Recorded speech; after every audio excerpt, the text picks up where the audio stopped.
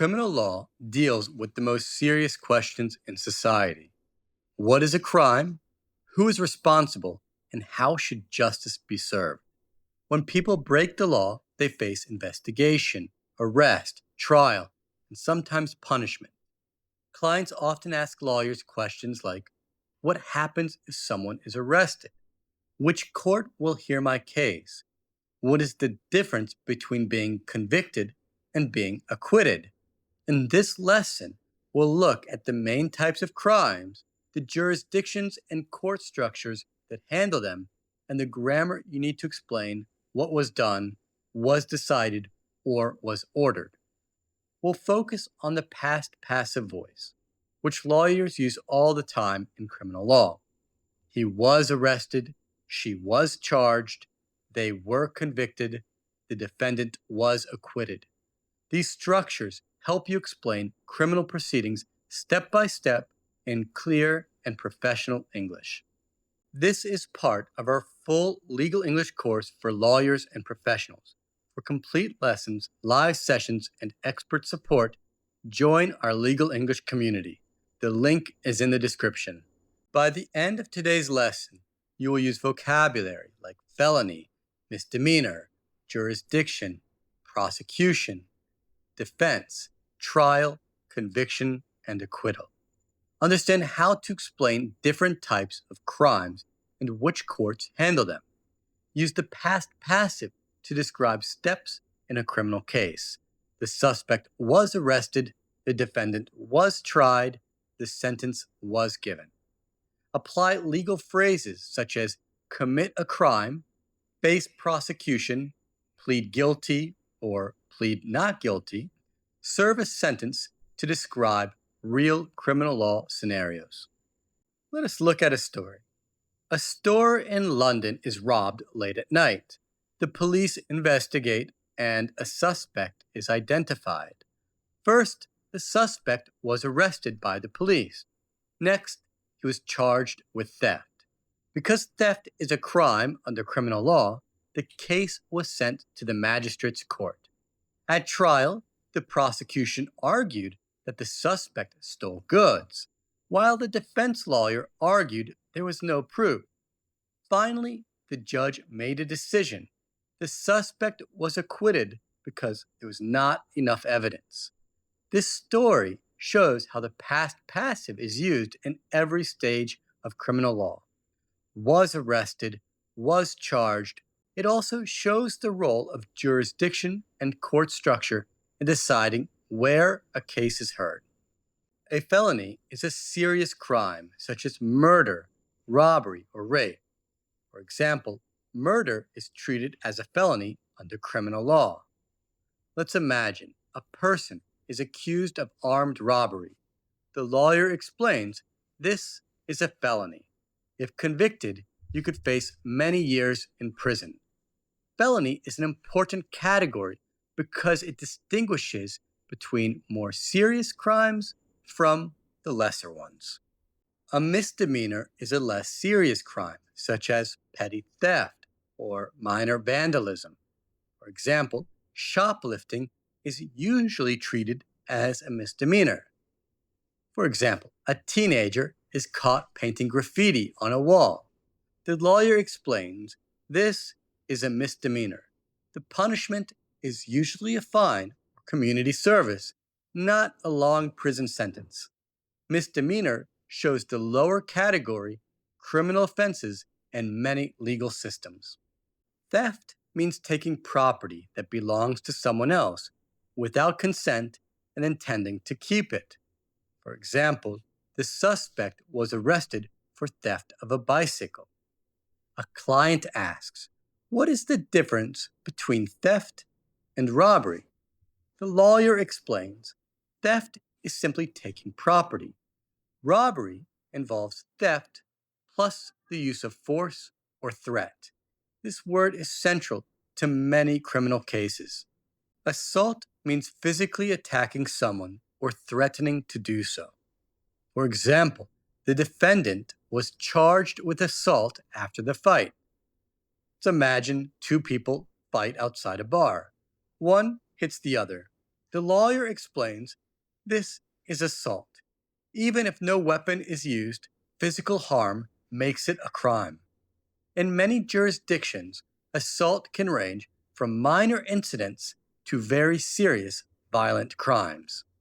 Fraud is a crime of dishonesty, lying or misrepresenting facts to gain money or benefit. For example, the company director was investigated for fraud. Let's look at a story. An investor promises high returns but hides the truth. The lawyer explains this is fraud. Clients gave money based on lies, so it is a criminal offense.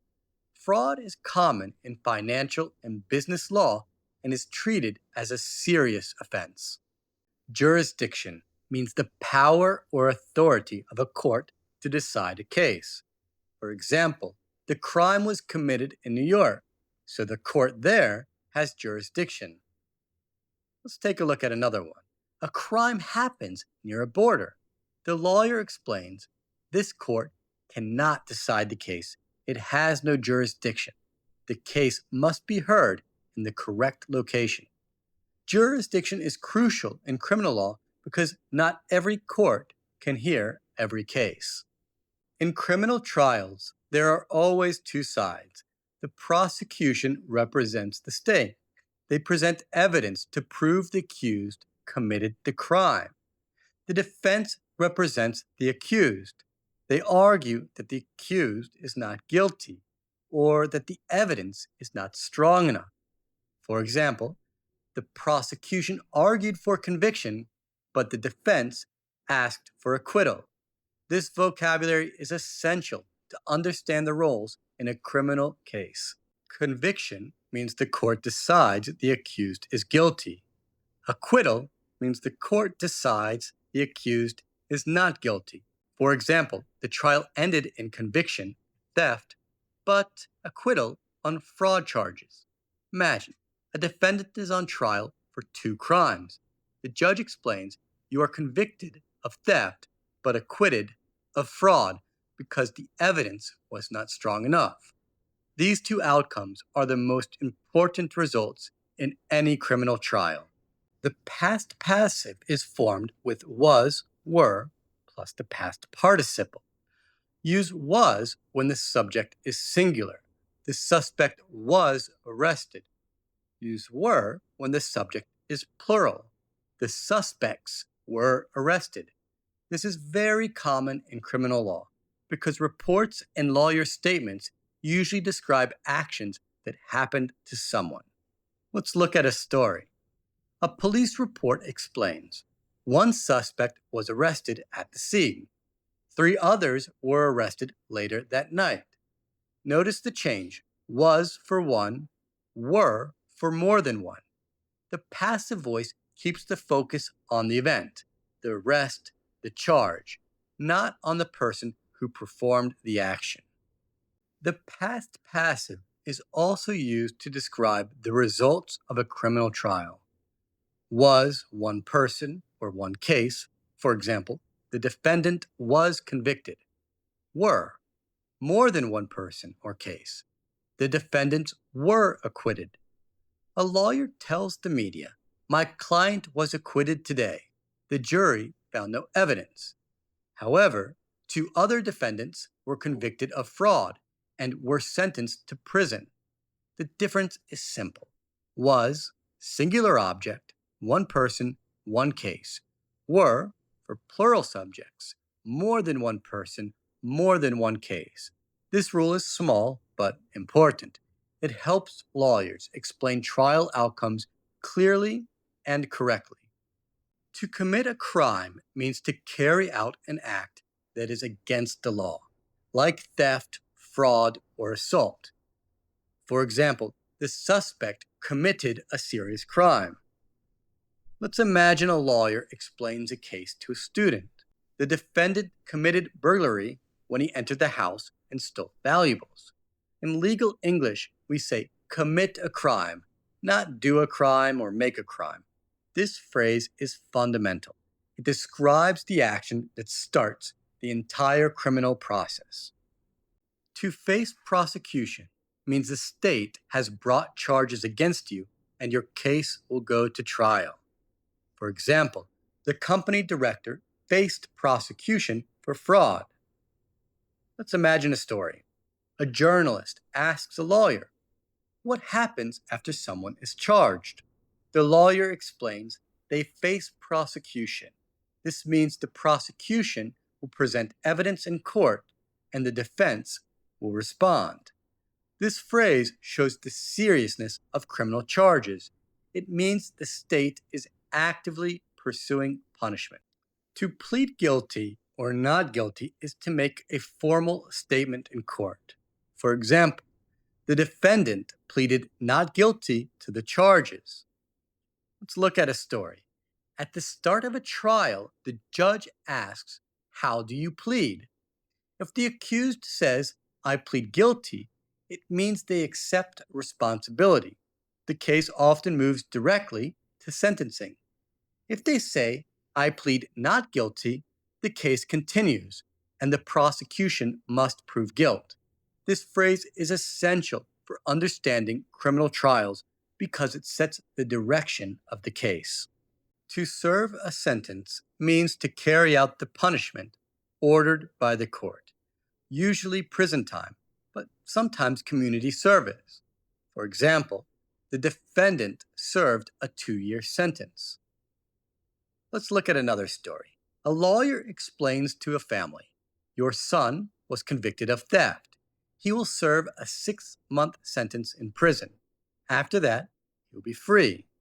This phrase is important because it describes the final stage of the criminal process, when punishment is enforced.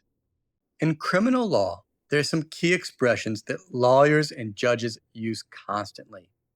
Due process. This means every accused person has the right to fair procedures, like notice of charges, a fair trial, and legal representation. Example, the lawyer argued that the defendant's right to due process was violated. Presumption of innocence. Every accused person is considered innocent until proven guilty. Example, the presumption of innocence protects defendants from unfair treatment. Beyond reasonable doubt. This is the highest legal standard of proof. The prosecution must convince the court so strongly that no reasonable doubt remains. For example, the jury convicted only after finding guilt beyond reasonable doubt. Criminal record. An official list of a person's past convictions. For example, the defendant's criminal record was considered at sentencing. Recidivism. When someone repeats crimes after serving a sentence. For example, the judge warned of high recidivism among repeat offenders. Plea bargain. An agreement where the defendant admits guilt in exchange for a reduced sentence. For example, the defendant accepted a plea bargain to avoid a long trial. These expressions give you the vocabulary to explain not just the steps of a case, but also the principles and policies that guide criminal justice. Let's finish with the complete criminal case story. A large fraud case was investigated in Canada. The suspect was arrested after months of collecting evidence. Later, he was charged with financial crimes. In court, the defendant pleaded not guilty. The trial began. The judge reminded the jury about the principle of due process. The defendant must be treated fairly, and the presumption of innocence applied till guilt was proven. During the trial, the prosecution presented documents and witnesses. The defense questioned every detail. The judge explained, "You can convict only if the crime is proven beyond reasonable doubt." After 2 weeks, the jury reached its decision. The defendant was convicted of fraud and was sentenced to 5 years in prison.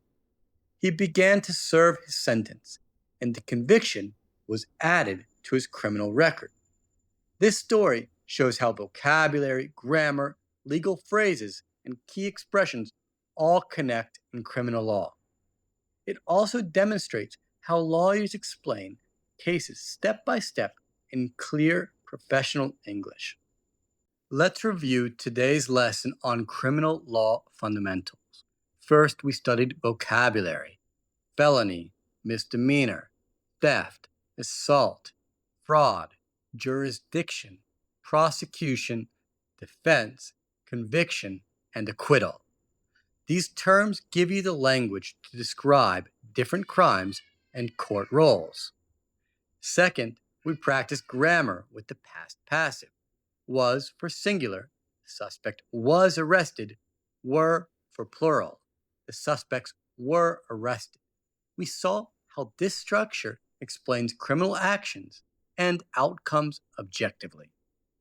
Third, we used legal phrases: commit a crime, to break a law; face prosecution, to be tried in court; to plead guilty or not guilty, which is to declare your position at trial; serve a sentence means to carry out punishment.